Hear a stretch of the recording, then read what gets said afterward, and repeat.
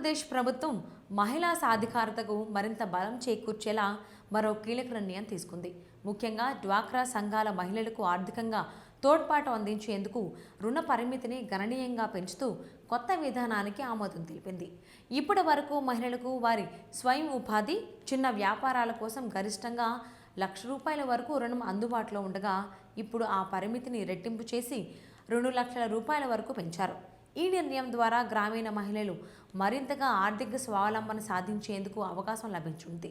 ముఖ్యంగా స్వయం ఉపాధి, చిన్న తరహా పరిశ్రమలు, వ్యాపారాలు ప్రారంభించాలనుకునే మహిళలకు ఇది పెద్ద ఊరటగా భావిస్తున్నారు. స్త్రీనిధి ద్వారా ఈ రుణాలను ఎలాంటి షూరిటీ లేకుండానే అందించే విధంగా ప్రభుత్వం కార్యాచరణ రూపొందించింది. గరిష్టంగా 11% వడ్డీతో రుణాలు మంజూరు చేయనున్నారు. అదేవిధంగా రుణాల మంజూరులో పారదర్శకత, వేగం పెంచేందుకు ప్రత్యేక చర్యలు తీసుకున్నారు. లబ్ధిదారులు దరఖాస్తు చేసిన తర్వాత అర్హతలు పూర్తిగా ఉంటే కేవలం 48 గంటల్లోనే వారి బ్యాంకు ఖాతాల్లో డబ్బు జమ చేసే విధంగా వ్యవస్థను సిద్ధం చేశారు. ముఖ్యంగా ఖాతాదారుడి గత చెల్లింపుల ట్రాక్ రికార్డు ఆధారంగా రుణం మంజూరు చేయనున్నారు. గతంలో తీసుకున్న రుణాలను సమయానికి చెల్లించిన వారికి ప్రాధాన్యత ఇవ్వనున్నారు.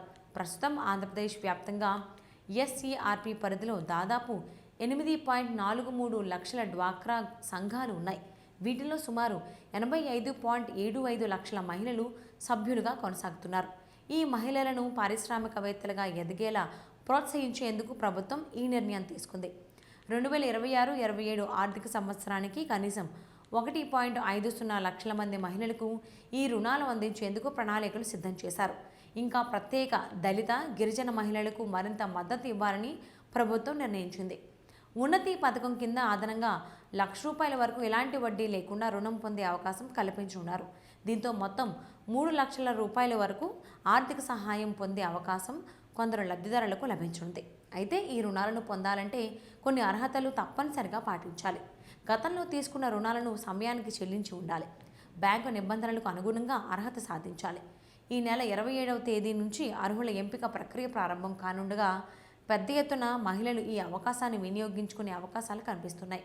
మొత్తంగా ఈ నిర్ణయం గ్రామీణ మహిళల ఆర్థిక స్థితిని మెరుగుపరచడమే కాకుండా రాష్ట్ర ఆర్థిక వ్యవస్థలో వారి పాత్రను మరింత బలోపేతం చేయనున్న కీలక అడుగుగా భావిస్తున్నారు.